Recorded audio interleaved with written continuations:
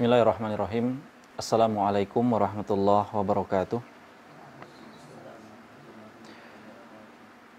Alhamdulillahirabbil alamin, wassalatu wassalamu ala asyrafil anbiya'i wal mursalin, nabiyina Muhammadin wa ala alihi wa sahbihi ajmain, amma ba'du. Kawan-kawan sekalian, kaum muslimin dan kaum muslimat dimanapun berada yang semoga dirahmati Allah Subhanahu wa taala. Alhamdulillah, puja dan puji syukur kita panjatkan kehadirat Allah Subhanahu wa taala atas segala karunia, nikmat yang Allah limpahkan kepada kita.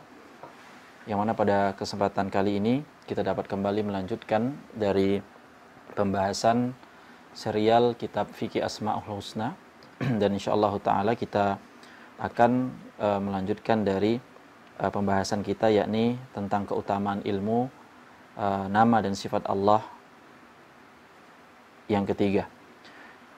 Kemudian salawat dan salam semoga senantiasa kita panjatkan dan kita haturkan kepada junjungan kita Nabi besar Muhammad sallallahu alaihi wasallam serta kepada keluarga beliau, para sahabatnya dan para umatnya hingga hari kiamat kelak. Kawan-kawan sekalian yang semoga dirahmati Allah dimanapun berada, sebelum kita masuk kepada materi yang disebutkan oleh penulis, ingin kami ingatkan dan kami sampaikan bahwasanya kata para ulama, inti dari ilmu itu adalah rasa takut kepada Allah. Inti dari ilmu itu adalah rasa takut kepada Allah Subhanahu wa taala. Dan seorang dikatakan berilmu bukan ketika dia hanya punya kontak ustadz misalnya gitu, atau dia punya kenalan relasi dengan ustadz kibar atau syekh atau dekat sama ustadz tersebut, atau dalam konteks yang lain kata para ulama, ilmu itu bukan hanya banyak hafalan, hafal ini hafal itu, atau ilmu itu bukan hanya Anda ketika khatam kitab A, kitab B, kitab C dan seterusnya. Tapi kata para ulama, begitu pula para ulama salafus saleh terdahulu mengatakan, ilmu itu adalah Anda takut kepada Allah Subhanahu wa taala. Ilmu itu adalah rasa takut kepada Allah Subhanahu wa taala. Karenanya Allah Subhanahu wa taala berfirman dalam surah Fatir ayat ke-28 menjadi bahan renungan kita bersama. Allah mengatakan, innama yakhsyallaha min ibadihil ulama. Sesungguhnya di antara hamba-hamba Allah yang takut kepada Allah hanyalah para ahli ilmu, hanyalah para ulama.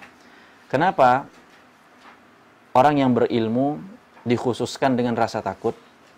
Kenapa para ulama, para ahli ilmu itu dikhususkan kok khosyah, kok takut? Maka jawabannya karena mereka kenal dengan Allah. Karena mereka tahu dengan sifat-sifat Allah Subhanahu wa taala. Karena mereka tahu tentang kesempurnaan Allah, tentang kesempurnaan ayat-ayat Allah, kesempurnaan hadis-hadis nabinya yang sahih. Dan orang yang senantiasa mempelajari Al-Quran, mempelajari hadis-hadis Nabi SAW dengan pemahaman yang benar, inilah para ahli ilmu, inilah para ulama. Maka sangat wajar kalau mereka dikhususkan memiliki rasa takut yang sebenarnya kepada Allah Subhanahu wa taala. Dan yang seperti ini tidak dimiliki oleh orang-orang yang tidak mempunyai ilmu yang sebenarnya atau yang hakiki. Kemudian kawan-kawan sekalian yang semoga dirahmati oleh Allah Subhanahu wa taala, pembahasan kita kepada kitab Fikih Asmaul Husna ini dalam judul yang disebut oleh penulis, yaitu Fadlul ilmi bi asma'illahi ta'ala wa sifatihi. Keutamaan ilmu nama-nama dan sifat Allah Subhanahu wa taala, bagian yang ketiga, yang kajian di kesempatan kali ini yang kita beri judul adalah inti dari segala inti. Inti dari segala inti dari keutamaan ilmu asma dan sifat Allah Subhanahu wa taala.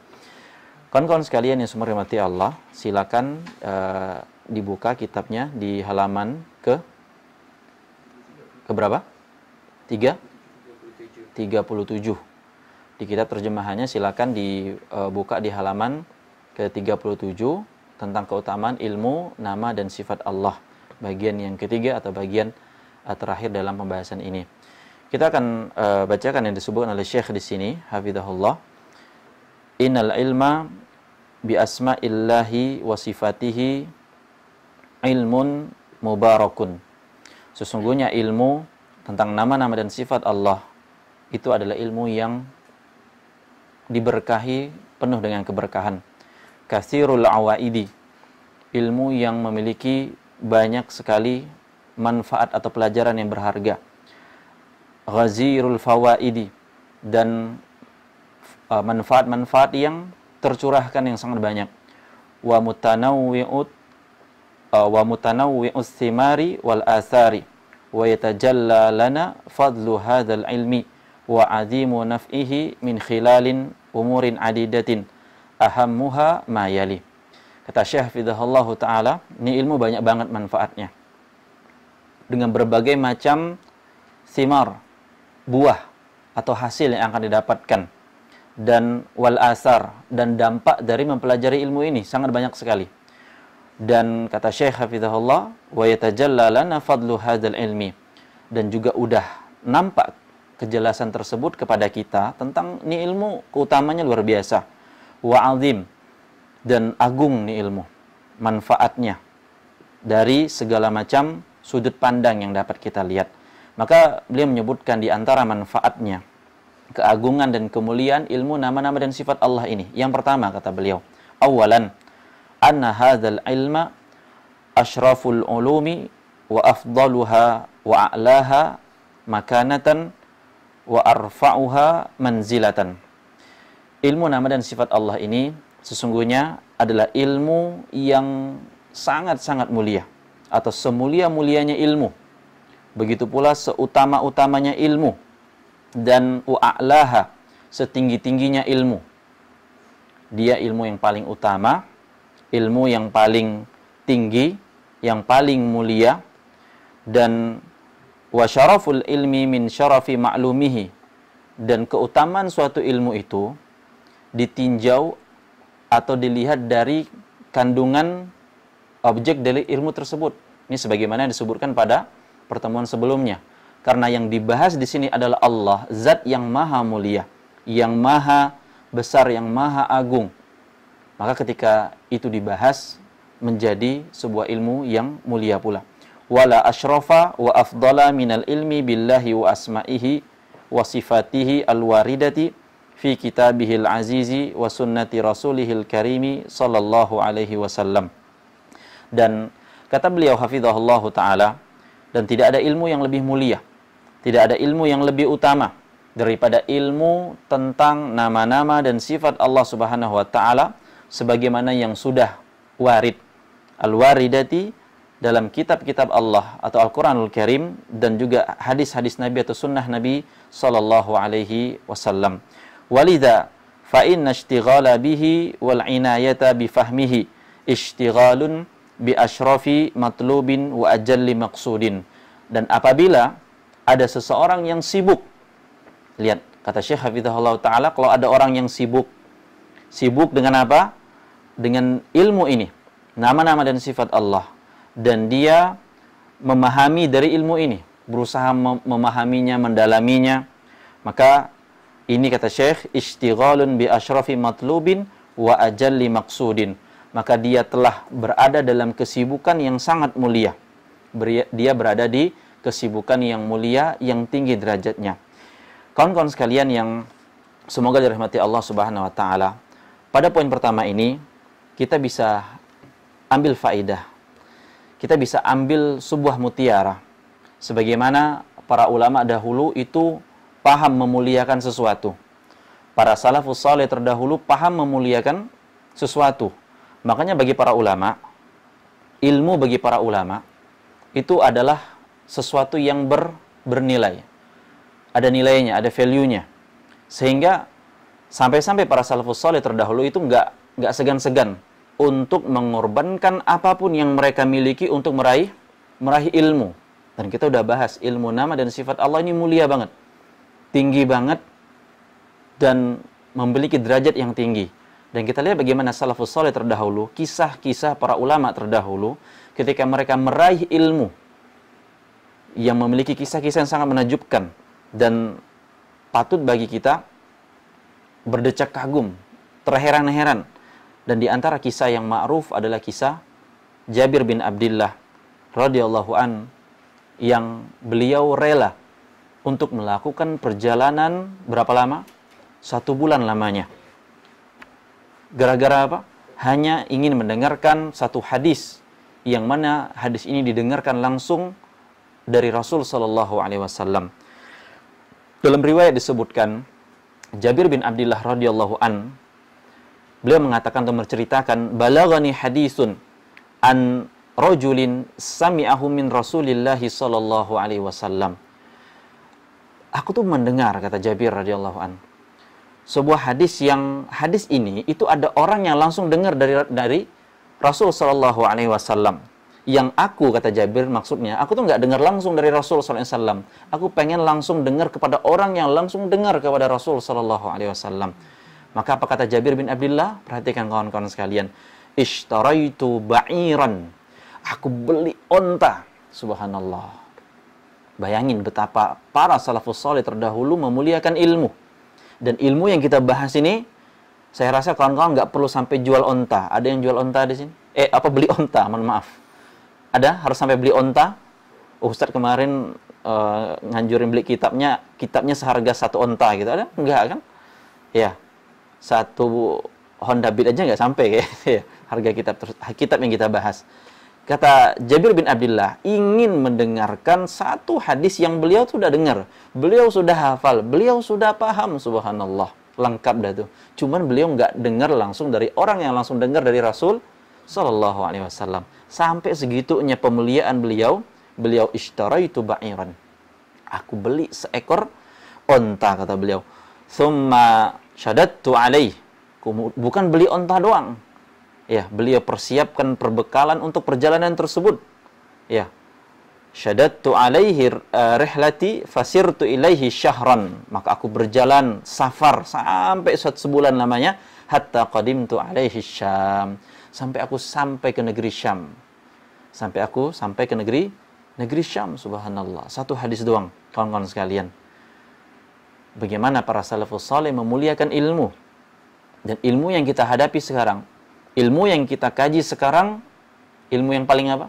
Yang paling mulia, yang paling tinggi derajatnya, ilmu tauhid, ilmu tentang nama-nama dan sifat Allah, membahas tentang Allah, berkenalan tentang Allah Subhanahu wa taala. Ini mulia banget nih ilmu. Maka kalau kita bandingkan dengan hadis yang dicari oleh Jabir bin Abdullah radhiyallahu an, ada yang tahu hadis apa? Hadis tentang kondisi hari kiamat. Manusia akan dibangkitkan dalam kondisi telanjang, belum berkhitan, nggak pakai sendal, nyeker, dan nggak bawa apa-apa. Makna hadis kurang lebih seperti itu. Hadis itu, gitu loh. Hadis yang manusia belum hadapi sekarang, gitu loh. Belum manusia rasakan sekarang. Karena kita nggak ada yang ngadepin kondisi padang mahsyar pada hari ini. Walaupun saudara-saudara kita yang udah meninggal dunia. Karena mereka ada di alam barzakh. Tapi kita menghadapi ilmu yang kita rasakan sekarang. Ilmu yang kita hadapi sekarang, yaitu apa? Ilmu tentang Allah. Ilmu tentang nama-nama dan sifat Allah yang kita butuhkan. Ini yang harus kita camkan dan kita renungi. Dan Syekh mengatakan di sini bahwasanya ini ilmu tinggi banget. Ini ilmu utama banget. Ini ilmu luar biasa banget. Maka lihat bagaimana salafus saleh memuliakan ilmu sampai segitunya. Maka lihat diri kita, ngaca pada diri kita, seberapa kita memuliakan ilmu ini. Kemudian kawan-kawan sekalian yang semoga dirahmati Allah. Yang kedua kata Syekh, Thaniyan.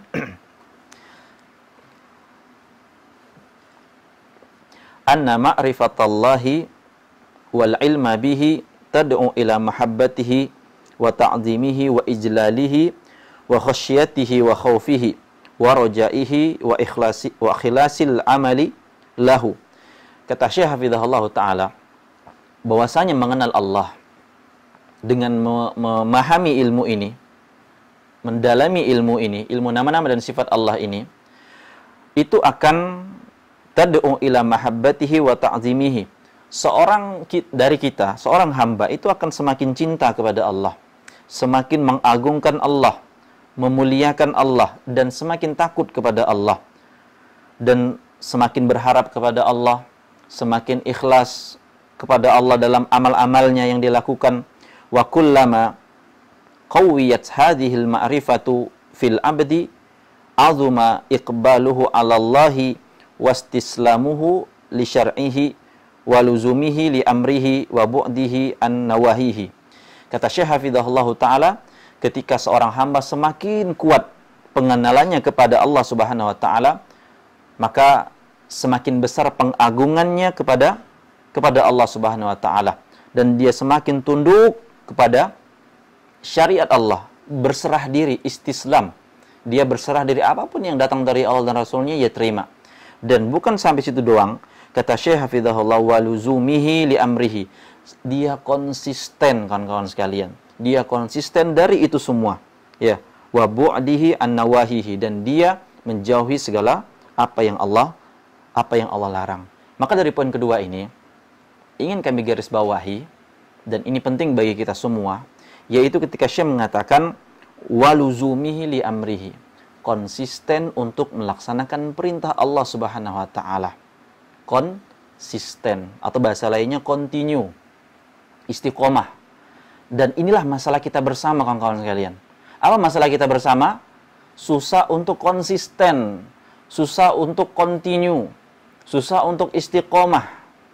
Ya, coba kita ambil persepsi dalam kehidupan duniawi.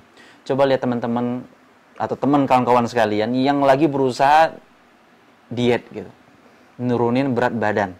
Banyak yang istiqomah apa nggak istiqomah? Hah? Coba survei sepanjang hidup, udah ketemu teman, tante kah, paman kah, bibi kah gitu loh, atau ada tetangga berusaha untuk diet, tapi berhasil apa enggak? Banyak berhasil apa enggak? Enggak. Oke lah, kita nggak ngomong diet. Yang istiqomah lari pagi gitu, jaga kesehatan diri, bugarin diri. Kita kan lagi pandemi gini kan, disuruh apa? Banyak jaga kesehatan, bukan cuma asupan gizi doang, tapi harus bergerak juga kan, olahraga, berjemur dan seterusnya. Saya tanya, berapa konsisten orang-orang kayak gitu? Hah? Sedikit, paling munculnya weekend doang gitu kan. Di apa? Car Free Day kan biasanya. Itu karena Car Free Day gitu loh. Kalau nggak Car Free Day udah ma'asalamah gitu loh. Nggak bakal kelihatan. Maka kita sepakat bahwasanya konsisten, continue, istiqomah ini masalah kita bersama. Itu paling hal yang nggak banyak orang suka gitu loh. Hal yang banyak orang nggak suka. Nah, ini perkara dunia. Ini perkara dunia. Maka kita lihat bagaimana perkara agama melihat masalah ini. Diriwayatkan Alqamah rahimahullahu taala itu pernah bertanya kepada Ummul Mukminin Aisyah radhiyallahu anha. Alqamah seorang tabi'in pernah bertanya kepada Ummul Mukminin radhiyallahu anha. Beliau mengatakan, "Wahai Ummul Mukminin, bagaimanakah Rasul sallallahu alaihi wasallam itu beramal?" Maka Alqamah menanyakan lagi, apakah beliau mengkhususkan hari-hari tertentu untuk beramal? Jadi kurang lebih anggapannya gitu. Bang, kira-kira abang nih kalau lari pagi itu kapan aja sih? Apakah tiap hari atau cuma weekend doang gitu loh. Nah, maknanya kurang lebih seperti itu. Maka Aisyah radhiyallahu anha menjawab, la kana amaluhu dimatan wa ayyukum yastati'u ma kana Rasulullah sallallahu alaihi wasallam yastati'. Kata Aisyah radhiyallahu anha, enggak. Rasul tuh enggak pernah mengkhususkan hari-hari untuk beramal. Amalan beliau itu adalah kana amaluhu dimatan. Itu continue, rutin dilakuin. Dan kata Aisyah radhiyallahu anha, wa ayyukum yastati'u ma kana Rasulullah sallallahu alaihi wasallam yastati'. Siapa saja di antara kalian pasti juga bisa melakukan apa yang beliau lakukan. Artinya apa? Amalannya enggak berat. Amalannya enggak susah. Aisyah yang mengatakan, Aisyah yang hidup langsung dengan Rasul sallallahu alaihi wasallam mengatakan atau memberikan pernyataan bahwasanya sebenarnya bisa Anda kalau mau continue, Anda mau konsisten, Anda mau istiqomah, amalan Rasul itu enggak berat, ringan. Ya. Dan beliau enggak pernah mengkhususkan ini, itu, dan seterusnya. Gitu loh. Kecuali memang ada momentum secara dalil, memang dikhususkan gitu loh. Ya. Maka, dan diantaranya lagi Nabi SAW, itu contohkan dalam amalan sholat malam. Dan pada amalan yang satu ini, beliau menganjurkan agar untuk coba dirutinkan gitu loh. Dari Aisyah radhiyallahu anha, Nabi SAW bersabda, ya ayuhan nas, alaikum minal a'mali ma tutiquna. Wahai sekalian manusia, lakukanlah amalan sesuai dengan yang kalian mampu. Fa innallaha la yamallu hatta tamallu. Sesungguhnya Allah tuh nggak pernah bosan sampai kalian bosan sendiri, gitu loh. Wa inna ahabbal a'mal, kata Nabi sallallahu alaihi wasallam, dan ketahuilah bahwasanya amalan yang paling dicintai oleh Allah Subhanahu wa taala maduwiha, ya, maduwi ma alaihi wa in qalla, amalan yang senantiasa dawam, yaitu continue, konsisten, wa in qalla, dan Nabi mengatakan walaupun sedikit. Maka kawan-kawan sekalian yang semoga dirahmati Allah, diriwayatkan dari Al-Qasim bin Muhammad rahimahullah mengatakan bahwa saya Aisyah radhiyallahu anha itu kalau dapat suatu amalan atau ketika ingin mengerjakan suatu amalan, beliau itu akan berazam, akan berkeinginan keras untuk merutinkannya, gitu loh. Nah, kita tanyakan pada diri kita, kira-kira udah dapat berapa banyak ilmu? Misalnya ada ustaz ngajarin tentang zikir pagi petang. Ini loh, Anda kalau mau kelindung dari sihir, dari pelet, dari santet, baca Qul huwallahu ahad, Qul a'udzu birabbil falaq, Qul a'udzu birabbin nas 3 kali, gitu kan, diulangin pagi dan sore. Nah, pertanyaan siapa yang continue? Siapa yang konsisten? Itu baru sedikit dari sekian amal-amal yang lain. Kemudian sebelum tidur ada juga bacaan zikir-zikirnya. Apa kita kalau udah tidur, udah ngantuk, udah tidur aja gitu loh. Paling nggak minimal apa sih biasanya? Bismikallahumma ahya amutu wa ahya. Ya, paling simpel dah doang. Padahal zikirnya kalau kita lihat urutan tuh, ya, dari baca ayat kursinya, dari baca apa lagi? Akhir dari surah Al-Baqarahnya, gitu kan. Dan kalimat-kalimat zikir yang lainnya. Tapi Aisyah radhiyallahu anha ketika mendapatkan suatu amalan, dan beliau tahu ini amalan yang Nabi perintahkan, terlepas dari hukumnya wajib atau sunnah dan seterusnya, maka beliau berkeinginan keras untuk continue nih. Ini harus continue, ya. Nah, pertanyaannya kawan-kawan sekalian yang semua rahmati Allah, kenapa harus continue? Kenapa continue ini seakan-akan kok ditekanin gitu? Kenapa harus continue? Jawabannya apa? Karena amalan yang kita lakukan dengan sedikit tapi continue itu akan mencegah. Ingat, mencegah kita dari virus apa? Virus apa? Bukan corona ya. Apa? Virus futur. Mencegah masuknya virus futur kepada diri kita. Kenapa continue ditekankan? Kenapa harus continue? Kenapa harus konsisten? Kenapa harus istiqomah dalam beramal? Walaupun sedikit, kata Nabi Sallallahu Alaihi Wasallam. Karena agar amalan kita tersebut atau diri kita tercegah, terhindar dari virus yang namanya futur. Apa futur? Jenuh dalam beramal, capek, bosan, segala macam. Ya, karena ketika seorang dari kita beramal sekali doang, tapi banyak, sholat malam, tapi bacanya langsung Al-Baqarah sampai selesai gitu loh. Walaupun nggak hafal, tapi megang mushaf, oh, Ustaz, oke lah, gitu loh, sampai selesai gitu. Besoknya borok-borok mau gitu loh. Bisa jadi apa? Malas. Ya, muncul rasa malas dan jenuh untuk melakukannya. Nah, adapun kebalikannya, orang yang beramal sedikit tapi dia berusaha untuk senantiasa continue atau terus-menerus, maka rasa malasnya akan terlawankan, akan hilang, dan semangatnya untuk beramal senantiasa muncul dan ada dan bersemangat. Maka daripada itu, kenapa kita harus menekankan continue dalam beramal, walaupun jumlah amal tersebut nggak banyak-banyak benar, ya. Misalnya yang paling ringan lagi ya seperti berzikir, mengucapkan astagfirullah, zikir banyak. Tapi kalau Anda rutinkan istighfar misalnya, subhanallah, kebaikan istighfar kita tahu sendiri banyak sekali. Dari masalah rezekinya, masalah urusannya, masalah kemudahan dalam menghafal misal Qur'annya, hadisnya, dan seterusnya dari kebaikan tersebut. Maka Nabi kita Shallallahu Alaihi Wasallam pernah memberikan wanti-wanti kepada kita, pernah memberikan warning nih kepada kita. Apa kata Nabi SAW? Walikulli amalin syirrah. Setiap amal itu pasti ada masa menggeloranya, masa semangatnya. Bener apa enggak? Apalagi baru hijrah biasanya tuh. Kalau teman-teman yang baru hijrah tuh pasti semuanya seakan-akan pengen sunnah. Atau mungkin sebaliknya dia merasa yang paling sunnah di kampungnya, di gangnya, di kotanya. Maka Nabi mengatakan walikulli amalin syirratun. Setiap amal itu pasti ada masa semangatnya. Walikulli syirratin fatrah, kata Nabi. Dan setiap masa semangat itu pasti ada masa futurnya. Ada masa malasnya. Kemudian Nabi kasih solusi kawan-kawan sekalian.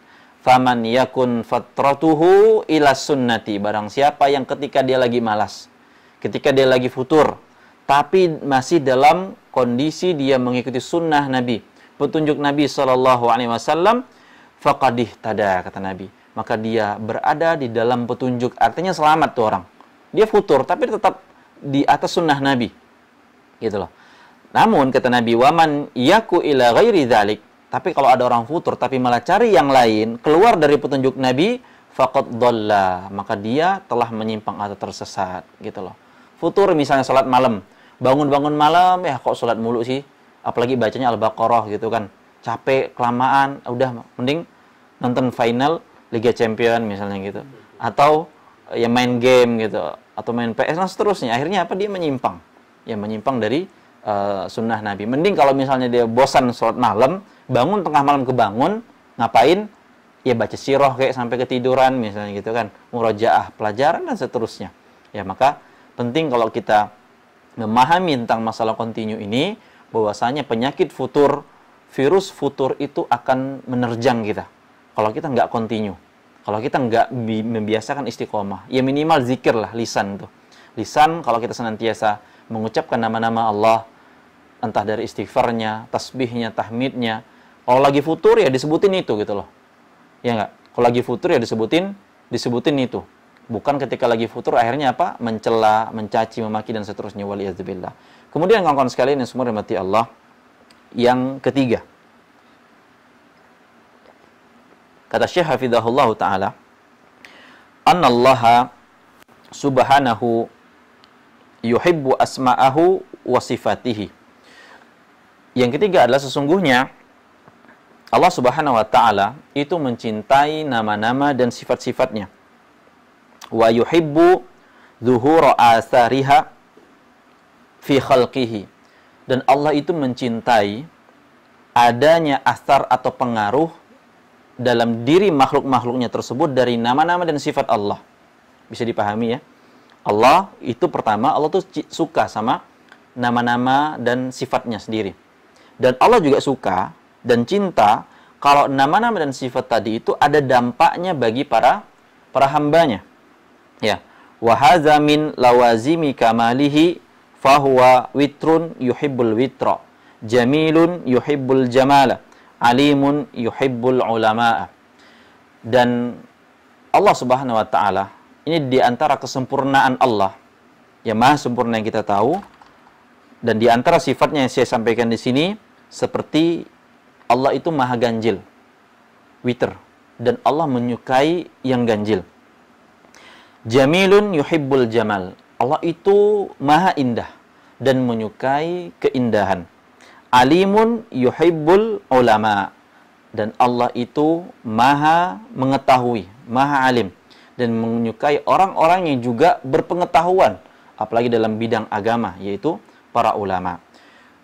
Kawan-kawan sekalian yang semua dirahmati Allah, dari sini ketika kita lihat Allah Subhanahu wa taala menyukai nama dan sifatnya, itu ada dampak dari hamba-hambanya. Ya, saya akan angkat dari yang disampaikan Syekh di sini adalah ketika beliau menyampaikan Allah itu jamil, Allah itu indah, maha indah dan menyintai keindahan. Maka menjadi sebuah renungan kita bersama di sini. Kalau kita bicara dalam konteks duniawi, siapa yang nggak senang indah-indahan? Gitu loh. Selama orang itu masih waras, masih normal, pasti suka sama sesuatu yang namanya indah. Bukan nama si fulanah itu indah gitu loh. Tapi maksudnya suka yang keren gitu kan ya. Yang cool, yang kece gitu loh. Ada antum suka yang urak-urakan gitu. Sebagian orang mungkin ada yang suka gitu loh. Ya. Sebagian mungkin ada yang suka kayak gitu, tapi normalnya pada umumnya orang tuh pasti suka yang indah-indah. Ya, yang berpenampilan baik gitu kan. Apa bahasa Inggrisnya itu? Good looking ya. Iya, enak dilihat gitu kan ya. Berpenampilan baik. Maka kawan-kawan sekalian yang dirahmati Allah, dan sudah pernah kita bahas dalam pembahasan back to basic, bagaimana memuliakan ilmu, bagaimana menghadapi ilmu. Maka menuntut ilmu harus berpenampilan yang indah pula. Ingat, menuntut ilmu juga harus berpenampilan yang indah pula. Jangan ketika kondangan doang gitu kan ya. Oh, udah cakep-cakep tuh, klimis-klimis, keren. Ya, cantik-cantiknya bagi para wanitanya atau akhwatnya. Atau mungkin pas dia nikah gitu kan ya. Nanti kan pas nikah kira-kira ada yang jelek-jelek enggak? Pasti rapi kan? Kadang yang cowok nggak pernah make upan ketika udah pernikahan, jadi pakai make up ya nggak? Sebagian ada yang kayak gitu tuh. Akhirnya pakai make up gitu kan, dibedakin, dan segala macam lah. Ya bagus-bagus lah, indah-indah pokoknya. Maka kalau kita lihat dari salah satu hadis dalam kitab Arba'in Nawawi, hadis yang ma'ruf semua pasti tahu, hadis yang diriwayatkan Umar bin Khattab radhiyallahu an. Yang mana hadis ini dalam suatu hari Umar dan sahabat-sahabat yang lainnya dan Rasul sallallahu alaihi wasallam itu kedatangan seorang yang duduk bersama Rasul sallallahu alaihi wasallam. Dan seseorang ini datang dengan kondisi apa? Bajunya putih sekali. Rambutnya hitam pekat, mengkilat, tersisir rapi. Dan tidak ada padanya bekas-bekas apa? Perjalanan jauh atau safar. Ya. Yang apa maksud dari kok nggak ada bekas-bekas safar? Karena orang balik dari safar tuh biasanya apa sih? Ya urak-urakan gitu kan. Apalagi zaman dulu, berantakan, berdebu, kotor gitu loh. Dan para sahabat pada waktu itu nggak ada yang kenal nih siapa gitu loh. Dan orang ini mendekat kepada Rasul sallallahu alaihi wasallam dan berkata, "Ya Muhammad, sampaikan kepada aku tentang Islam." Nah, ini hadis yang kita udah sering dengar gitu kan. Hadis tentang menjelaskan apa itu Islam, apa itu iman, apa itu ihsan, apa rukun Islam, apa rukun iman, dan seterusnya. Dan jadi beliau jelasin panjang lebar, dan endingnya beliau sallallahu alaihi wasallam bersabda, nanya ke Umar kan, "Umar, tahu nggak itu siapa?" Maka Nabi SAW mengatakan, itu Jibril, kata Nabi SAW. Datang kepada kalian, mengajarkan kepada kalian Islam dan adab. Nah, ini dia. Maka kawan-kawan sekalian yang semua rahmati Allah, dari hadis itu, tentunya banyak pelajaran. Apalagi dalam pondasi-pondasi agama. Ya, tentang tanda-tanda kiamat yang Nabi SAW juga sampaikan. Ya, tapi selain kita bisa ambil faedah dari masalah tentang apa itu Islam, apa itu iman, apa itu ihsan, bagaimana tanda-tanda kiamat gitu kan. Ada satu pelajaran penting yang bisa kita ambil dari hadis tersebut. Apa dia? Yaitu tentang pentingnya berpakaian rapi dalam menuntut ilmu.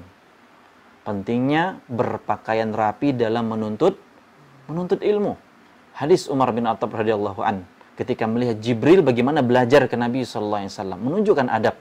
Bukan cuman nanyakan Islam itu apa. Maka kalau kita tanya rukun Islam itu apa, rukun iman itu apa, dari SD kan udah kenal ya, udah belajar pelajaran agama gitu kan, hampir malah dijadiin kebanggaan tuh biasa sebagian teman-teman dulunya lah, gitu lah. Nggak tahu sekarang anak-anak gitu ya, kalau bisa hafal rukun Islam, rukun iman tuh udah kayak bangga atau alim lah, anggapan sebagian, walaupun nggak sholat gitu ya.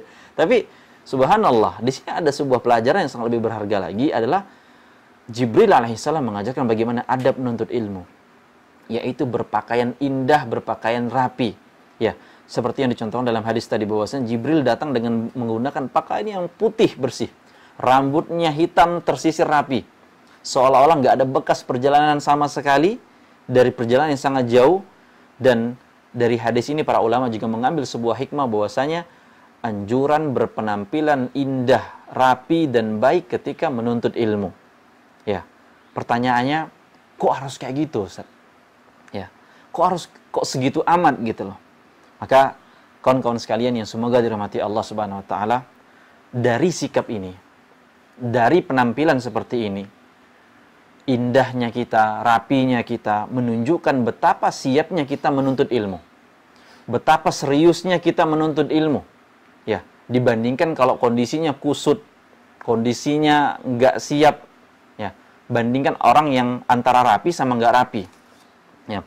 Dan berpenampilan rapi atau berpenampilan indah, ini menunjukkan sikap kita dalam menghargai atau siap dalam menerima ilmu, kata para ulama. Dan penghargaan seorang penuntut ilmu terhadap ilmu yang diberikan oleh gurunya. Nah, ini penting kawan-kawan sekalian yang semoga dirahmati Allah. Dan bentuk penghargaan kita terhadap ilmu tersebut. Dan ketahui juga bahwasanya berpenampilan rapi itu nggak mesti beli baju baru. Kan repot juga kalau mau, kalau mau majelis beli baju baru mulu gitu kan. Kan kadang kita memahami kayak lebaran gitu kan ya, Idul Fitri ya baju baru gitu loh. Padahal perintahnya juga sama, diperintahin pakai baju yang terbaik gitu aja, nggak mesti baru. Ya. Nah, menuntut ilmu nggak mesti harus pakaian baru. Yang penting apa? Bagus, indah, rapi, dan layak dipakai dalam menuntut ilmu. Nah, maka daripada itu, kawan-kawan sekalian yang semoga dirahmati Allah, ketika kita ingin menuntut ilmu, serius belajar, walaupun via streaming seperti ini, maka gunakanlah pakaian yang rapi, pakaian yang layak. Karena Rasulullah SAW telah menyampaikan dalam sabdanya bahwasanya Allah itu apa? Innallaha jamilun. Allah itu indah dan yuhibbul jamal. Mencintai dari keindahan-keindahan. Apalagi ketika Anda belajar tentang nama dan sifat Allah, pelajaran yang sangat mulia, sifat yang indah ada di sana semua, bagaimana mungkin Anda menghadapinya dengan ketidakindahan gitu loh. Anda menghadapinya dengan ketidakindahan. Ya. Bagaimana mungkin ada yang belajar atau terbiasa, ya. Dan ini sering kami jumpai ketika salat 5 waktu lah pada umumnya. Ini kan menghadap Allah juga. Ya. Menghadap Allah juga. Tapi yang digunakan apa? Jersey sepak bola, gitu, subhanallah. Tapi bawahnya sarung gitu loh. Dan saya heran kadang itu dianggap keren gitu sebagian orang. Makanya lebih pede itu kalau pakai sarung, peci hitam gitu atau peci putih, atasannya jersey gitu. Ya, entah nomornya 7 atau 10. Apalagi di logonya ada logo yang enggak memperjuangkan Islam lah bahasanya gitu. Subhanallah. Ya betapa perlunya kita memahami dan belajar. Ya kok malah pakai kaos oblong. Dan sebagian musibah yang lebih berat lagi adalah ketika yang pakai kaos oblong itu kaos oblong itu nggak panjang, jadi cuman sepuser doang atau apa. Ya pas sujudnya apa? Ya udah kebuka tuh aurat. Subhanallah. Kebuka itu aurat. Maka pakailah pakaian yang pantas ketika menghadap Allah, ketika mengkaji ayat-ayat Allah dan sifat-sifat Allah Subhanahu wa taala. Ya minimal kemeja gitu ya. Atau apa kalau kaos pun ya kaos apa tuh? Kaos kemeja ya, kemeja kaos ya. Polo. Itu merek. jadi endorse ini gitu ya. Nah, seperti itu ya. Baju muslim lah bahasa kalau kita bilang, atau baju koko, gamis, jubah dan seterusnya. Ya. Baju tradisional menurut saya juga sopan sih ya, baju telok belanga ya kalau Melayu ya. Kalau Jawa tuh baju apa, Mas? Baju yang biasa pakai itu, garis-garis itu. Apa sih namanya? Saya nggak tahu. Ya, beberapa baju daerah negeri kita pun sopan. Dan itu sempat dipakai oleh guru-guru kita di Arab Saudi sana, seperti siapa? Ustadz Abdullah Roy. Ketika ada acara di Arab Saudi sana, beliau pakai belangkon, pakai baju khas Jawa itu, saya lupa namanya, dan pakai sarung Jawa itu. Enggak melanggar syariat, enggak dilarang, enggak diharamkan. Ya. Jadi saya boleh nih Ustadz nanti kalau ke kajian pakai belangkon. Ya tafadhol gitu loh. Enggak ada yang larang. Walaupun urufnya, kebiasaan kita sini kan jarang pakai belangkon. Jadi kadang bisa jadi agak aneh gitu ya. Seperti itu. Nah, kawan-kawan sekalian yang dirahmati Allah, terkhusus bagi kita para laki-laki yang hadir di majelis ilmu, maka ya berusahalah hadir dengan kece, dengan rapi, dengan indah, rambut disisir gitu loh. Kalau nggak ada sisir ya tangan main gitu loh gitu ya. Ya. Berusahalah. Kalaupun ada yang gondrong, nggak diharamkan gondrong gitu loh kan. Haram nggak gondrong kan? Nggak. Tapi dirapiin lah gondrongnya. Jangan dikebas-kebaskan atau dibuka ke gondrongannya gitu ya. Ya dirapiin gitu. Ya, yang klimis gitu kan. Ya dan gaya-gaya yang lainnya yang selama tidak melanggar syariat, yang selama definisi rambut rapi kadang bagi setiap orang itu beda gitu ya. Ya. Bagi setiap orang itu, apalagi hidup di zaman yang kita sekarang mungkin rambut panjang itu nggak identik rapi ya. Kalau zaman Nabi SAW rambut panjang itu biasa gitu loh. Tapi intinya bukan saya yang mengatakan rambut panjang nggak boleh ya, seperti itu. Kemudian ya, kita lanjutkan yang keempat, kata Syekh hafizahullah, rabi'an annallaha khalaqal khalqa wa aujadahum minal adami wa sakhkhara lahum ma fis samawati wa ma fil ardi liyu'arrifu wa ya'buduhu kama qala subhanahu wa ta'ala. Allah Subhanahu wa ta'ala itu menciptakan makhluknya dari ketiadaan dan menundukkan bagi makhluknya tersebut apa yang ada di langit dan apa yang ada di bumi. Jadi Allah itu menciptakan kita sebagai makhluknya yang dulu kita nggak ada menjadi ada, dan Allah juga wasakhkhara lahum ma fis samawati wa ma fil ardi, dan Allah tundukkan. Artinya apa? Allah buat kita tuh bisa di situ tuh berada di bawah langit dan berada di atas bumi. Allah tundukkan langit dan bumi bagi makhluknya, manusia. Nah, tujuannya apa? Ini penting. Ini penting banget. Apa tujuannya? Liyu'arrifuhu wa ya'buduhu. Agar kalian itu kenal kepada Allah dan agar kalian itu menyembahnya. Itu tujuannya. Allah tundukkan langit dan bumi dan ciptain kita. Nah, di antara dalil yang disampaikan Syekh di sini surah At-Talaq ayat ke-12, Allahul ladzi khalaqa sab'a samawatin wa minal ardi mislahunna yatanazzalul amru bainahunna lita'lamu annallaha ala kulli syai'in qadir wa annallaha qad ahata bikulli syai'in ilma. Allah menciptakan 7 langit dari penciptaan bumi, begitu pula yang sama 7 lapisnya, dan perintah Allah Subhanahu wa taala itu berlaku padanya, ketundukan langit dan bumi kepada manusia. Agar apa kata Allah? Lita'lamu annallaha ala kulli syai'in qadir. Agar kalian tahu bahwasanya Allah itu maha kuasa atas segala sesuatu. Itu Allah yang nguasain langit dan bumi, bukan kita. Dan kemudian kata Allah wa annallaha qad ahata bikulli syai'in ilma, dan agar kalian tahu bahwasanya ilmu Allah itu meliputi segala hal. Segala hal. Nah, kemudian saya juga menukil di ayat surah Az-Zariyat ayat ke-56 sampai ke-58, kata Allah Jalla wa Ala, "Wa ma khalaqtul jinna wal insa illa liya'budun. Ma uridu minhum mir rizqin wa ma uridu ayyut'imun. Innallaha huwar razzaqu dzul quwwatil matin." Dan aku tidaklah menciptakan jin dan manusia, kata Allah, kecuali untuk menyembahku, beribadah kepada aku, dan aku tidak menginginkan rezeki sedikit pun dari kalian yang kuciptakan, dan aku tidak menginginkan kalian agar memberi aku makan, kata Allah Subhanahu wa taala. Dan sesungguhnya Allah lah yang maha pemberi rezeki dan yang maha kekuatannya yang sangat kuat dan sangat kokoh. Maka kawan-kawan sekalian yang hormati Allah, kita lanjutkan kata Syekh, fashtighalul abdi bi ma'rifati asma'illahi wa sifatihi ishtighalun bima khuliqa lahul abdu. Maka ketika seorang hamba sibuk dalam mengenal Allah, baik dari nama-nama dan sifatnya, maka dia telah berada dalam kesibukan yang dalam kategorinya kesibukan tersebut dalam tujuan dia diciptakan. Jadi kalau ada orang sibuk belajar nama-nama dan sifat Allah, itu udah selaras tuh sebagaimana tujuan dia diciptakan, yaitu mengenal Allah dan menyembah Allah. Wa tarkuhu wa tadyi'uhu ihmalun lima khuliqa lahu.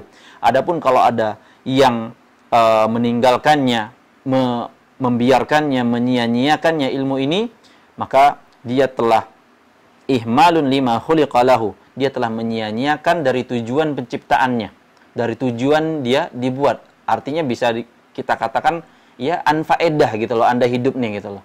Padahal Anda hidup itu untuk kenal kepada Allah dan sembah Allah Subhanahu wa taala. Wala yanbaghi li 'abdin fadlullahi 'alaihi 'azimun wa ni'amuhu 'alaihi mutawaliyatun an yakuna jahilan bi rabbih mu'ridan an ma'rifatihi subhanahu. Dan kata Syekh di sini hafizahullah taala, enggak pantas.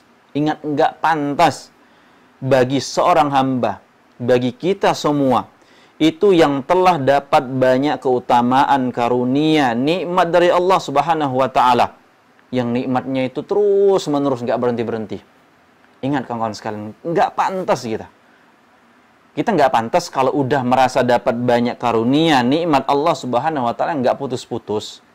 Ya, pertanyaannya siapa sih yang enggak dapat karunia, nikmat Allah yang enggak putus-putus? Hatta yang kafir pun dapat. Orang yang enggak beriman, yang maksiat pun dapat. Nikmat Allah enggak putus-putus. Yang paling simpel kita kalau sampaikan adalah siapa yang keterbatasan menghirup oksigen, yang lagi sehat-sehatnya gitu loh. Enggak Allah batasin, kecuali dia sakit misalnya gitu. Keganggu pernafasannya. Allah kasih terus kasih karunia, nikmat. Ya, maka enggak pantas kata Syekh di sini, seorang itu udah dikasih nikmat, dikasih karunia yang terus-menerus, tapi dia jahilan bi rabbihi. Dia bodoh terhadap Rabb-nya, artinya dia enggak tahu kepada Allah Subhanahu wa taala. Atau dia mu'ridan an ma'rifatihi subhanahu. Dia berpaling dari mengenal Allah, atau enggak mau ogah dah. mending ngaji ini atau itu segala macam, berpaling dari mengenal Allah Subhanahu wa taala. Maka ini berat kawan-kawan sekalian yang hormati Allah. Ketika Allah telah mengatakan apa tujuan kita diciptakan, apa tujuan langit dan bumi ditundukkan bagi manusia agar mereka bisa hidup dan kenal kepada Allah Subhanahu wa taala, itu untuk mengenalnya dan menyembahnya Subhanahu wa taala. Bukan untuk berspekulasi macam-macam. Ingat, bukan untuk berspekulasi macam-macam. Teori Big Bang lah, apalagi itu. Teori Darwin lah, ya kan? Emang teori Darwin? Maksudnya manusia itu dari ini, segala macam, alam semesta itu tercipta dari gas ledakan, apa segala macam, saya nggak ngerti juga. Tapi intinya, Anda diciptakan, ada, itu bukan untuk berspekulasi macam-macam, tapi untuk kenal kepada Allah dan sembah Dia. Ya, jangan sekutukan Dia, dan nggak layak bagi kita yang udah dapat berbagai macam karunia, nikmat dari Allah Subhanahu wa taala, kemudian kita jahil kepada Allah.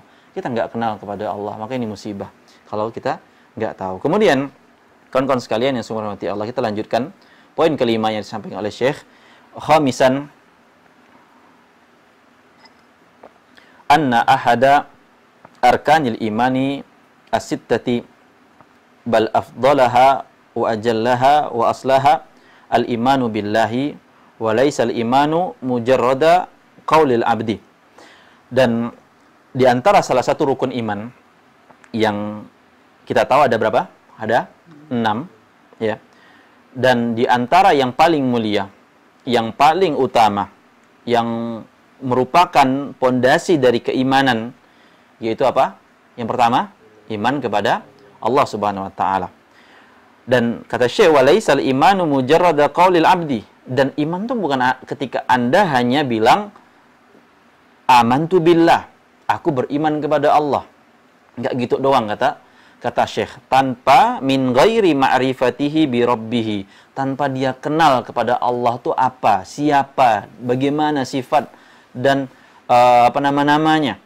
Kemudian kata Syekh Fidahullah, bal haqiqatul imani an ya'rifa rabbahu alladhi yu'minu bihi wa yubdhilu juhdahu fi ma'rifati asma'ihi wa sifatihi hatta yablugha darajatal yaqin wa bihasabin ma'rifatihi bi rabbih yakuna imanahu.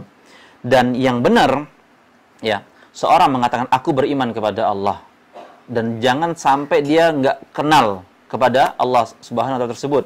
Tapi yang sebenarnya hakikatnya dari keimanan itu adalah iman kepada Allah. Seorang hamba, dia mengenal Allah, mengenal Rabb-nya yang dia imani tadi, dan dia berusaha sekuat tenaga, dia berusaha bersungguh-sungguh untuk mengenal namanya, mengenal sifat-sifatnya, sampai dia hatta yablugha darajatal yaqin, sampai dia yakin Allah tuh ada, Allah tuh Maha Pengasih, Maha Penyayang, Allah tuh Ar-Razzaq, sampai ke derajat itu kata Syekh hafizahullah taala. Kemudian kata Syekh, kita lanjutkan, fakullama izdada ma'rifatu bi asma'ihi wa sifatihi izdada ma'rifatu bi rabbih. Ketika orang udah kenal kepada Allah, artinya dia berusaha mengenal Allah dari nama-namanya dan sifatnya, maka dari sini kata Syekh, kita ambil indikator seberapa kadar pengenalan seorang hamba, seberapa kadar pengenalan kita kepada Allah Subhanahu wa taala, begitu pula lah wasdada imanu, derajat kadar iman kita. Kalau mau ngecek iman kita nih seberapa beriman sih sama Allah Subhanahu wa taala, maka tinggal balikin aja pertanyaannya, seberapa kenal Anda sama Allah Subhanahu wa taala? Ya, seberapa kenal kepada Allah Subhanahu wa taala. Maka ketika seorang semakin kenal kepada Allah, kata Syekh di sini, semakin dalam pengetahuan tentang nama dan sifat Allah, maka semakin dalam pula atau bertambah pula keimanannya kepada Allah Subhanahu wa taala. Wa kullama naqusa.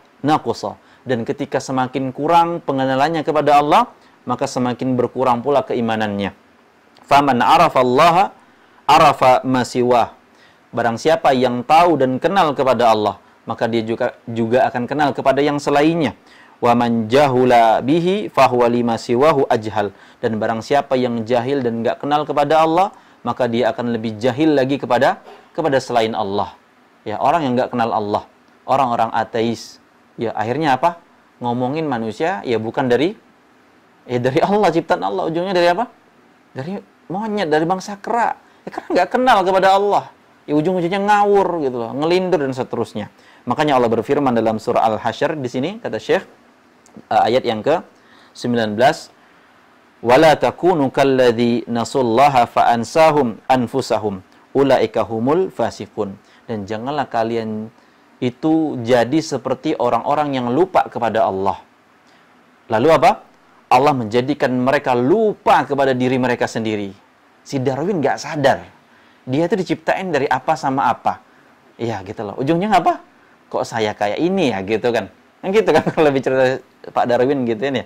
Nah, maka Allah sudah mengatakan, janganlah kalian seperti orang-orang yang nggak kenal kepada Allah, lupa kepada Allah. Sampai Allah jadikan dia lupa kepada dirinya sendiri.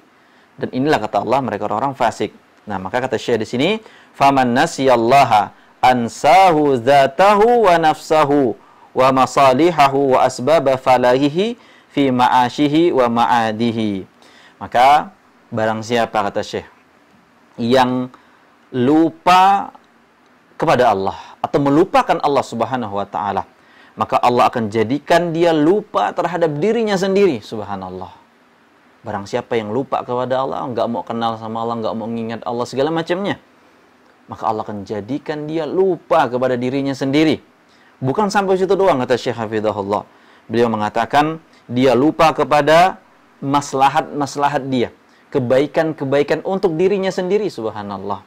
Makanya kalau orang udah nganggap dirinya monyet misalnya gitu, udah nganggap dirinya kera, kira-kira gimana sih perlakuan terhadap kera atau monyet? Ya udah, dia memperlakukan dirinya sebagaimana binatang tersebut. Ya, dia lupa kepada dirinya sendiri kata Syekh. Kemudian bukan sampai situ doang, beliau juga mengatakan wa asbaba falahihi, dan dia lupa tentang sebab-sebab jalan-jalan menuju kepada kesuksesan dalam kehidupannya, fi ma'ashihi wa ma'adihi, dan akhiratnya kelak. Hancur udah hidup tuh. Ya, orang yang lupa kepada Allah udah hancur banget, lupa pada dirinya, lupa kebaikan dunianya, lupa kebaikan akhiratnya. Maka kawan-kawan sekalian yang semoga dirahmati Allah, dari sini ada sebuah perkataan salafus saleh yang sangat mulia. Aun bin Abdillah rahimahullahu taala, beliau pernah mengatakan, aku tuh nggak pernah mengira bahwasanya tidak ada orang yang sibuk dengan kekurangan orang lain kecuali dia lupa, dia lalai terhadap kekurangan dirinya sendiri. Subhanallah. Aun bin Abdillah rahimahullahu ta'ala mengatakan, aku tuh nggak pernah mengira atau memikirkan bahwasanya kalau ada orang sibuk dengan ngurusin aib orang, ngurusin kekurangan orang, kecacatan orang lain, pasti dia itu lupa dan lalai dari aib dan cacatnya dirinya sendiri. Pasti dah tuh. Itu kata siapa? Aun bin Abdillah rahimahullahu ta'ala. Nah, maka dari sini kawan-kawan sekalian yang semua dirahmati Allah, kita bisa angkat tentang macam-macam lupa gitu loh. Ya gak? Percaya nggak sih lupa itu macam-macam? Ya, lupa itu macam-macam. Lupa kunci biasanya gitu kan ya. Kan kunci kan sering urgent tuh. Udah lagi kepepet, keburu, ya lupa naruh kunci gitu loh. Rupanya di mana? Dalam tas juga, dalam saku juga gitu kan ya. Jadi lupa tuh banyak, lupa kunci biasanya, lupa HP di mana, lupa biasa kadang ada yang agak guyon juga, lupa naruh pulpen di mana, rupanya di mana? Di telinganya sendiri. Dan ini sering dijumpai sadar nggak sadar gitu loh. Ya, jadi macam-macam lupa gitu loh. Nah, maka ini loh, jenis kelupaan seperti ini yang orang banyak terabaikan. Yaitu lupa apa? Lupa tentang aib diri sendiri. Ya, karena kadang kita sebagai manusia itu suka terobsesi karena kedudukan, status, ataupun tugas kita. Ya, dan akhirnya apa? Kita kehilangan arah, lupa sama diri sendiri. Saya ambil contoh misalnya, seorang guru yang mengajar, dia bisa kehilangan arah dalam memberikan pengajarannya.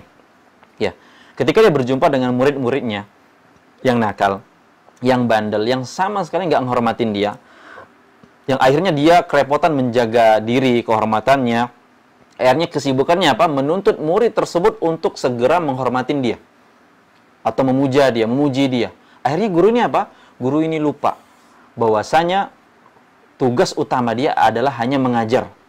Ya, hanya mengajar. Ya, bukan untuk ngurusin orang itu mau taat apa enggak taat. Ini sebagaimana dakwah Nabi SAW. Cuman nyampein, ajarin. Dia mau ikut enggak ikut itu urusan dia. Maka kawan-kawan sekalian yang semua rahmati Allah, maka jenis lupa diri ini yang berat. Ya, yaitu kebiasaan ya mengunjing, ngurusin segala macam kekurangan orang, kelemahan orang lain, tapi lupa dengan aib sendiri, lupa dengan kekurangan diri sendiri. Dan ini berbahaya. Ini berbahaya kawan-kawan sekalian yang semua rahmati Allah. Karena akan banyak orang yang menjadi sasaran buruk sangka kita, nyinyiran kita, kecaman kita, pandangan remeh kita dari orang yang sudah ya sikapnya seperti ini. Dan akhirnya jatuh-jatuhnya apa sih? Jatuh-jatuhnya adalah sombong. Apa sombong? Kata Nabi SAW, batarul haqqi wa ghamtun nas. Nolak kebenaran sih enggak, tapi ngeremehin manusia iya. Ya sombong juga gitu loh. Ngeremehin manusia atau ngeremehin orang lain. Akhirnya apa? Mandang diri sendiri itu hebat. Maka kalau ada orang kayak gini, suka ya ngeliatin aib orang, kekurangan orang lain, ngeremehin orang, maka dia secara nggak langsung apa? Menganggap dirinya hebat, menganggap dirinya lebih. Adapun orang lain itu apa? Nggak ada apa-apanya. Orang lain itu di bawah. Maka kata Nabi SAW dalam hadis yang mulia, sungguh beruntung orang yang disibukkan dengan kekurangan dirinya sendiri, sehingga dia nggak sempat mikirin kekurangan orang lain. Subhanallah. Ya, sungguh beruntung orang yang disibukkan dengan kekurangan dirinya. Dia mikirin dirinya dulu, terus-menerus. Bukan dulu doang, terus-menerus. Aibnya, dosanya, sehingga dia nggak sempat mikirin apa? Kekurangan orang lain. Sebagiannya pepatah kita di bahasa Indonesia itu apa? Kuman di seberang lautan tampak, gajah di pelupuk mata, nggak kelihatan. Subhanallah. Dalam banget tuh kata-katanya. Ya, makanya Allah juga firmankan dalam surah An-Najm ayat ke-32, apa kata Allah? Wala tuzakku anfusakum. Ya, dan janganlah kalian menganggap suci diri kalian. Ya, dan meremehin orang lain. Ya, dan Allah yang mengetahui siapa yang lebih bertakwa di antara kalian. Kemudian kawan-kawan sekalian yang semoga dirahmati Allah, kita lanjutkan yang disebut Syekh yang ke-6, sadisan. Annal ilma bihi ta'ala aslul asya'i kulliha hatta innal 'arifa bihi haqiqatal ma'rifati yastadillu bima 'arafa min sifatihi wa af'alihi ala ma yaf'aluhu wa ala ma yashra'uhu minal ahkami. Kemudian kata Syekh Hafizahullah Ta'ala, ketika poin yang ke-6, ilmu tentang nama dan sifat Allah ini merupakan pondasi atau basic dari segala hal, ya, segala macam hal yang sampai setiap hamba itu memegang ilmu ini, berpegang dengan ilmu ini, dia selalu yastadillu bima arafa min sifatihi wa af'alihi.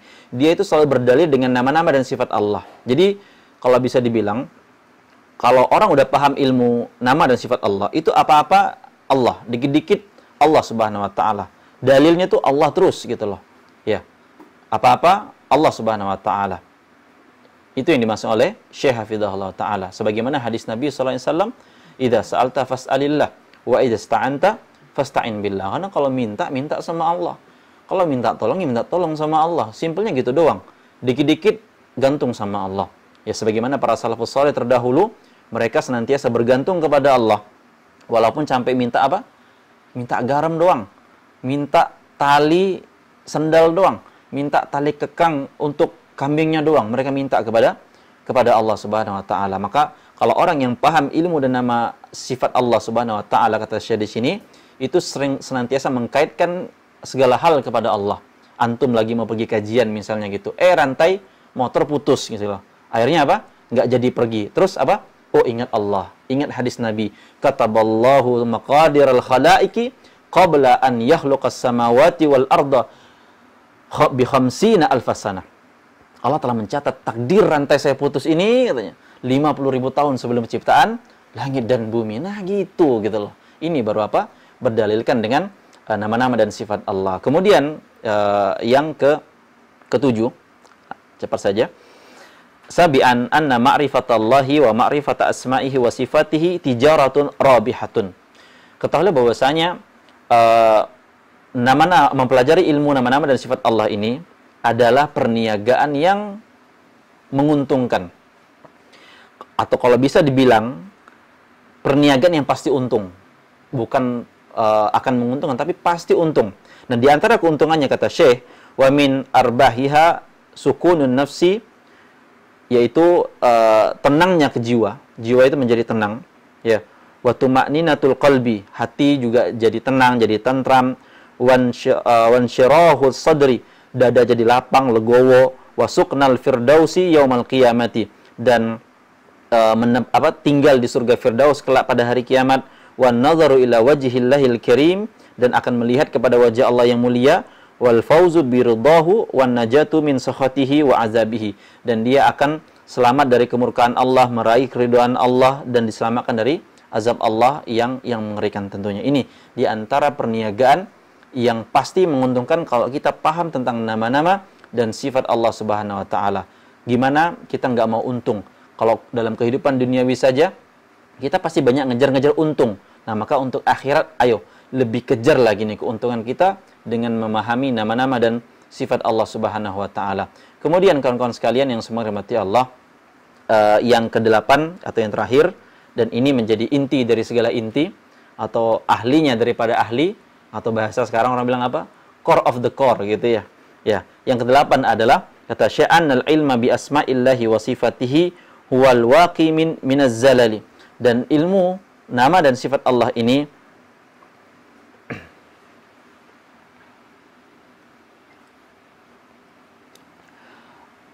merupakan al-waqi minaz zalal, benteng dari ketergelinciran, dari keguncangan, wal muqilu minal asarat, dan perisai dari segala macam ketergelinciran, wal fatihu li babil amal, sebagai pembuka atau pintu dari pembuka harapan-harapan, wal mu'inu ala sabr, dan sebagai penolong, pembantu dalam seorang ingin sabar, wal mub'idu anil khumuli wal kasal, dan menjauhkan diri seorang dari rasa malas, rasa enggan, wal muraghibu fit ta'ati wal qurabi, dan menjadi pendorong seorang dalam ketaatan dan pendekat dalam ketaatan, dan wal murahibu minal ma'asi waz dzunubi, sebagai pengingat bagi dia kalau mau berbuat maksiat atau berbuat dosa, ya. Wassalawani fil masaibi wal alami, dan sebagai hiburan dia ketika datangnya musibah, datangnya malapetaka. Dan kata Syekh Hafizahullah Ta'ala, wal hirzul hami minasyaitan, dan sebagai perisai senjata yang paling ampuh untuk melawan syaitan, wal jalibu lil mahabbati wat tawaddi, dan menjadi penyebab datangnya kasih sayang dan rasa sayang tersebut, wadafi'u lis-sakhai wal bazli wal ihsani ila ghairi dzalika minas thimari wal athar, dan menjadi motivasi seorang agar semakin baik, semakin dermawan, semakin berbuat kebaikan, kebajikan, dan tentunya masih banyak lagi buah-buah dan dari ilmu nama-nama dan sifat Allah ini. Maka Syekh menutup, dan inilah sedikit yang bisa beliau sampaikan tentang keutamaan dari mempelajari ilmu nama-nama dan sifat Allah yang mulia, dan inilah bagian terakhirnya dan inti dari segala inti yang kita kaji atau kita bahas pada pertemuan-pertemuan sebelumnya. Kawan-kawan sekalian yang semoga dirahmati Allah Subhanahu wa taala, demikian untuk pembahasan kita atau kajian kita pada kesempatan kali ini dari keutamaan nama dan ilmu tentang nama dan sifat Allah dari 3 sesi atau 3 bagian ini. Semoga Allah memberikan manfaat padanya dan Allah mudahkan kita untuk mengamalkannya. Wassallallahu ala nabiyina Muhammadin wa ala alihi wa sahbihi ajma'in.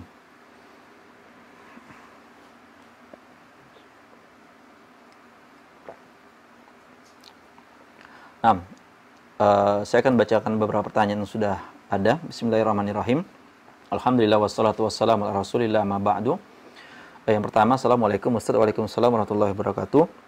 Bolehkah kita menerima uang dari pemberian abang sepupu yang dulu kerja di pabrik rokok, namun sekarang ia sudah berhenti dari kerjaannya dan istrinya juga ada jualan kue. Bolehkah menerima dan menggunakannya? Syukran jazakumullah khairan. Ya. Wa jazakallahu khairan atas pertanyaannya. Yang saya pahami atau saya bisa jawab sebatas ilmu saya yang sangat terbatas ini, insya Allah boleh. Ya, karena yang saya lihat dari pertanyaannya adalah uh, udah nggak kerja lagi, artinya berhenti. Ya, udah nggak kerja lagi dan berhenti. Dan apalagi dengan istrinya juga jualan perkara yang dihalalkan dalam agama, maka insya Allah nggak masalah, silakan diterima. Wallahu a'lam bishawab.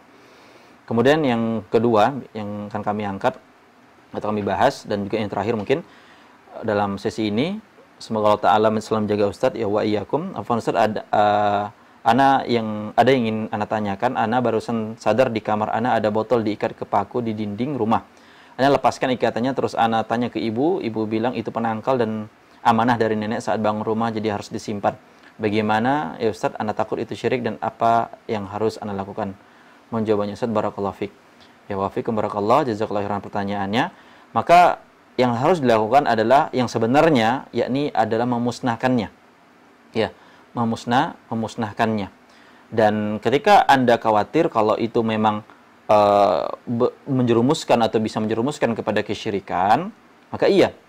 Ya, dan kita patut khawatir gitu loh. Sedangkan para nabi dan para rasul, mereka juga khawatir terjerumus kepada kesyirikan, apalagi kita gitu loh. Maka yang harus dilakukan adalah memusnahkannya. Tapi ingat, nasihat kami adalah musnahkanlah dengan bijaksana. Bukan serampangan, atau bukan bawa nama pengajian, bawa nama ustadz segala macam. Ya, tapi musnahkanlah dengan bijaksana. Mungkin kalau takut terjadi fitnah, maka jelasin dulu baik-baik. Ya, jelasin dulu dengan apa? Dengan hikmah, dengan bijaksana. Maka dakwah ini tegak bukan dengan pakai otot gitu loh. Ya, bukan pakai dengkul. Ya, tapi pakai hati. Ya, dakwah kita bisa tegak, dakwah tauhid bisa tersyiarkan, itu bukan pakai otot atau ngotot-ngototan gitu kan. Iya, ceramahin ibu, ceramahin orang tua, enggak. Tapi dakwah ini, atau Anda ingin menyampaikan, tapi pakai hati.